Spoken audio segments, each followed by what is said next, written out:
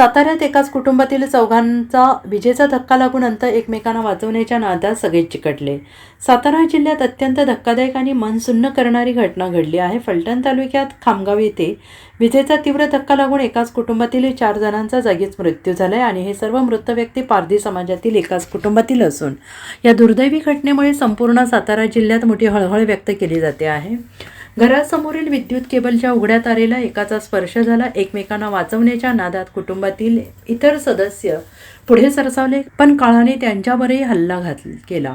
एकमेकांना वाचवण्याच्या प्रयत्नात या 4ही जणांचा जागीच मृत्यू झाला. मृतांमध्ये 2 महिला 2 पुरुषांचा समावेश आहे. मृतांची नावे किशोरडे शिंदे, सचिन शिंदे, गगाया शिंदे आणि अर्चना शिंदे अशी आहेत. घटनेची माहिती मिळताच फलटण पोलीस तातडीनं घटनास्थळी दाखल झाले असून पुढील तपास सुरू आहे.